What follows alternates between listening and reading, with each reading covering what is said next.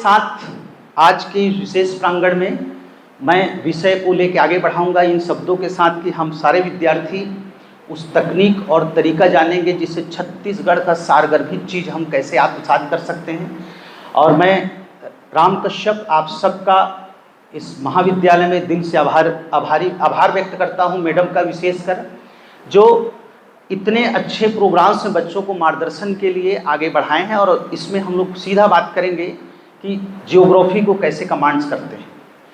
बच्चों, मैं अब सब्जेक्ट पे फिर से आता हूं। जब हम लोग छत्तीसगढ़ का मिट्टी पढ़ते हैं तो कैसे तैयारी करते हैं। जो बॉक्साइट का एरिया आता है दक्कन ट्रैप, तो दक्कन ट्रैप का जो एरिया होता है उसमें लेटराइट पाया जाता है। कौन सा पाया जाता है? लेटराइट। और जहां पर आग्नेय वाला एरिया होता है, या कहेंगे कि छत्तीसगढ़ का जो एक बड़ा भाग होता है, कड़प्पा वाला भाग कहते हैं, जिसमें सबसे अधिक भाग कौन सा मिट्टी बार बार क्वेश्चन पूछता है, तो ये मध्य भाग में आता है। तो छत्तीसगढ़ का सबसे बड़े एरिया में मिट्टी क्षेत्रफल के हिसाब से कौन सी मिट्टी पाई जाती है? ए काली मिट्टी कि लाल पीली मिट्टी? लाल पीली मिट्टी। इसी को अपन क्या कहते हैं? मटासी कहते हैं। ये सबसे। अब देखिए, जब भी आप ऐसा करेंगे तो जिस मिट्टी का पीएच वैल्यू 7 से कम होगा वो अम्लीय होगा, एसिड होगा, एसिड बेस होगा, और जिसका पीएच वैल्यू 7 से अधिक होगा वो क्षारीय बेसिस होगा। तो आप देखिएगा, एक तो 2 पूछता है, दूसरा मिट्टी में फसल पूछता है। देखिए, मैं आपको एक बार फिर से बताता हूँ ज्योग्राफी पे। जैसे आप सोच के देखिए कि धान का जो फसल होता है छत्तीसगढ़ के मैदान में होता है, हाँ या नहीं? तो अब देखिए, क्वेश्चन बार बार आता है कि मटासी मिट्टी जो होता है वो धान के फसल के लिए उपयोगी है या नहीं। तो सबसे अधिक भाग में कौन सा मिट्टी? मटासी मिट्टी, और इसमें खरीफ फसल बोला जाता है। ऐसा समझो, धान का फसल। अब देखिए, काली जो मिट्टी होता है, काली मिट्टी पानी को अधिक सोखता है। और काली मिट्टी को देखेंगे तो मैकल का जो रेंज होता है, जैसे कबीरधाम से लेकर बेमेतरा मुंगेली वाला एरिया नहीं है, ये काली मिट्टी का है। और काली मिट्टी पानी को जल्दी सोखता है, इसलिए चिपचिपा होता है, और इसलिए इस मिट्टी में दरार होती है। और ये रवि फसल में उस फसल को कहते हैं जो अक्टूबर नवंबर में बोया जाता है और मार्च अप्रैल में काटा जाता है, उसको अपन रवि फसल कहते हैं। इसमें कौन सा फसल आता है? मेरे साथ बोलिए, चना बोलो, गेहूं। ये क्या है? हमारा रवि फसल। खरीफ फसल उसको बोलते हैं जो जून जुलाई में बोया जाता है और अभी अक्टूबर नवंबर में काटा जाता है, उसको खरीफ फसल बोलते हैं।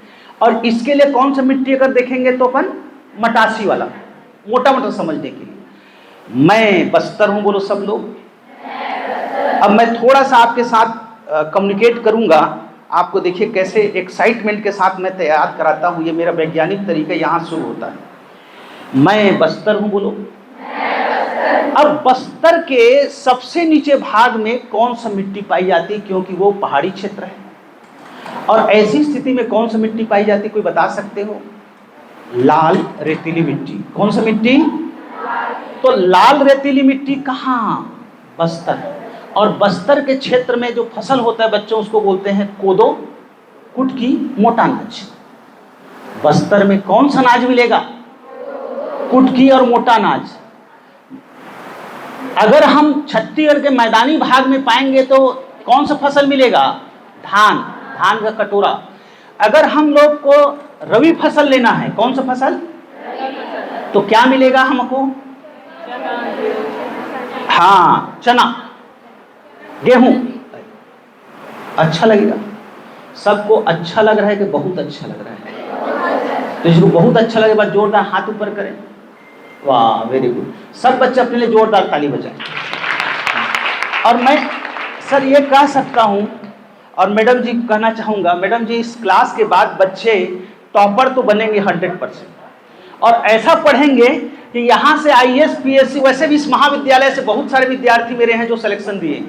और मैं चाहता हूँ इस सपनों को तोड़ना मत, क्योंकि मैडम लोग तो बहुत ऊंचे हैं।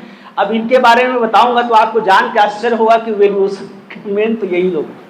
इतने अच्छे कमांड्स और सब्जेक्ट पे रहते हैं और आप इतने अच्छे कॉलेज में हैं, तो जिसको सिविल सर्विस में जाना है, कितने को लगता है कि मेरे को IAS PSC का मौका मिले तो मैं अपना कदम रखूंगा? हाथ ऊपर रखेंगे सब लोग। हाँ, बहुत बढ़िया। अच्छा, सब लोग कुछ न कुछ अच्छे गवर्नमेंट अधिकारी में जाना चाहते हैं कि जाना चाहते हैं? व्यापम हो, अन्य परीक्षा हो, पुलिस हो, या सार नो प्रोफेसर, कितने लोग हाथ ऊपर करें? सर एक बार बढ़िया से इधर दिखना चाहिए सब बच्चों का, तो जोरदार क्लैपिंग अपने लिए करो बच्चों, जोरदार, बहुत बढ़िया। अब देखिए, आप सबको मैं एक चीज बच्चों बता रहा हूं, जब ऐसा लगता है ना कि इतना सारा सब्जेक्ट कैसे करते हैं याद, उसका तरीका है कि आप रटेंगे बिल्कुल नहीं, समझेंगे जैसे मैंने बताया। दूसरी बात क्या है कि आप सब्जेक्ट को सरल से कठिन की ओर तैयारी करिए, कठिन से सरल नहीं, सरल से कठिन की ओर। दूसरी बात क्या करना है, सबको समझने के बाद एक बार बिना देखे लिखना है। क्या करना है? और एक बार जो पढ़े हैं उसको बिना देखे खड़े होकर प्रोफेसर टाइप का बोलना है। क्या करना है? बोलना है खड़े होकर। अगर आपने बिना देखे बोल दिया तभी याद है। अच्छा, कितने लोगों को लगता है कि हम लोग याद के भूल गए, ऐसा लगता है? हाथ ऊपर करेंगे। लगभग सबकी समस्याएं है ना? तो मैं बताता हूं उसके पीछे कारण क्या रहता है कि आप ये तरीका अपना के देखिएगा। कोई सुनने वाला नहीं है तो मैं किसको सुनाऊं, ऐसा बोलो, बोलो। कोई सुनने वाला नहीं है तो मैं किसको सुनाऊं? अगर रविन्द्रनाथ टैगोर का एक बात याद रखना, एकला चलो रे। क्या चलो रे? कभी भी जिंदगी में ग्रुप मत देखना, अकेला चलना है और कोई नहीं मिले दीवार को सुनाना है। किसको सुनाना है? अब्राहम लिंकन टाइप का आपको काम करना है। और समझ लीजिए कि ये टॉप करने का तरीका है, लेकिन जब तक आप बोलेंगे नहीं तब तक सब्जेक्ट में 100% कमान आने वाला नहीं। बोलना जरूर है, लिख के देखना है। दूसरा, अब मैं छत्तीसगढ़ के एक नया चीज बताता हूं, नदी। कौन सा? अब देखिए मैं प्ले से कैसे नदी पढ़ाऊंगा, आपको ध्यान दीजिएगा। मैं छत्तीसगढ़ हूं, बोलो। अच्छा, बता सकते हो छत्तीसगढ़ की जीवन रेखा नदी किसको बोलते हैं? Very good. अच्छा, छत्तीसगढ़ की महानदी का प्राचीन नाम क्या है? नीलोत्पल्ला, चित्रोत्पल्ला, कनक नंदिनी, महानंदा। अच्छा, महानंदा क्यों पड़ा? महानंदा क्यों पड़ा? ये श्रृंगी ऋषि की शिष्या थी, उसके आधार पर पड़ा। महानदी का उद्गम कौन से पर्वत से? अच्छा, सिहावा पर्वत से जब उगलता है तो किस दिशा में बहती है? उत्तर। अच्छा, ये अनुवर्ती रिवर है कि अपवर्ती रिवर है? अच्छा, आपको पता है अनुवर्ती रिवर किसको बोलते हैं? मेरे साथ बोलिए, अनुवर्ती नदी बोलो। उसे कहते हैं जो बहाव की दिशा में बहता है। तो वो किस दिशा में? उत्तर की ओर बहने के बाद किस दिशा में मुड़ जाती है? पूर्व दिशा में। और कहां पर जाकर मिलती है? बंगाल की खाड़ी पर, बे ऑफ बंगाल पर। अच्छा बच्चों, आपको पता है कि उसमें कौन सा बांध है? हीराकुंड। ये भारत की कौन सा नंबर की बांध है? लंबाई में, ऊंचाई में?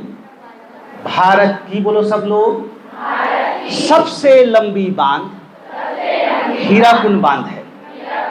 अब बच्चों देखिए, अब परीक्षा में कैसे पूछता है IAS PSC में, वो किधर से निकला, किस दिशा में बहा, फिर उसका बहाव किधर है, इस नदी के तट पर कौन सा शहर बसा है। अब मैं इसका एक तरीका बताता हूं, देखिए। अच्छा, जब मेरा 108 घंटे पढ़ाने का रिकॉर्ड बना रहा था तो ऐसे ही पढ़ाता था, लगभग 1500 बच्चे पढ़ते थे। तो बताना चाहूंगा कैसे आप विषय को कमांड करेंगे। देखिए मैं पिक्चराइज कर रहा हूं। महानदी धमतरी से निकलने के बाद राजिम जाती है। कहां जाती है? राजिम में कितने नदी का संगम है? और 3 नदी का नाम बता सकते हो? मेरे साथ बोलिए, MPS बोलो। महानदी, पैरी, सोंढू। राजिम में क्या है? राजीव लोचन का मंदिर, वहां मिले। उसके ऊपर में जाएंगे तो कौन सा मिलेगा? शिवरी नारायण। शिवरी नारायण में कितना नदी का उद्गम? 3 नदी का उद्गम। कौन सा? MSJ। महानदी बोलो। शिवनाथ, जो। अब परीक्षा पूछता है ऊपर से कौन आता है, नीचे से कौन आता है। तो जब तक नक्शा में नहीं पढ़ेंगे बनेगा क्या? जो नीचे से आता है और वो ऊपर से आता है, दोनों का संगम है ना। चंद्रपुर में 3 नदी का संगम, कोई बता सकते हो? मार नदी बोलो बच्चों, महानदी, लात नदी, MML बोलो, हो गया। चंद्रपुर में कौन सा देवी का मंदिर प्यारे बच्चों? अब आप बताइए, नदी को करने में आप लोग बहुत टेंशन लेते हैं कि नदी का सर कितना उद्गम याद रखें, ऐसा लगता है कि नहीं लगता है? लेकिन मैं बता दूं, सबकी सहायक नदी को याद कर लो, उसका उद्गम पढ़िए, बाकी मिला दीजिए सबको महानदी में। जैसे महानदी की सहायक नदी हसदेव है, वो किससे मिलेगी? महानदी। मान नदी है का किससे मिलेगी? महानदी की। ईब नदी है, किससे मिलेगी? क्लियर हो गया? अब इसका उद्गम को याद रखिए, अब इसको पिक्चराइज करिएगा, नक्शा भरिएगा, नक्शा भरने के बाद उसको आप पिक्चराइज करेंगे तो आपके दिमाग में आएगा छत्तीसगढ़ का कौन सा नदी है जो महानदी मिलती है। महानदी छत्तीसगढ़ से निकलती है लेकिन छत्तीसगढ़ के बाहर जाके गिरती है, और उस नदी के रेत में सोने के कण पाए जाते हैं, क्या पता है? उसका नाम ई और ब है। कौन सा है? ईब नदी। कौन सा नदी? ईब नदी है। जसपुर के पंडरा पाट एरिया से निकलती है और ये उड़ीसा तरफ जाके ऐसे गिरती है। तो ऐसा जब नक्शा से पढ़ेंगे तो पूरा विषय में कमांड आएगा। मेरे बात से सब लोग सहमत हैं? कितने लोग एक्साइट में करके हाथ ऊपर करो? हाँ, तो एक बार सम्मान के साथ अपने लिए ताली बजाओ जोरदार। दूसरा, टाइम बताइए कितना?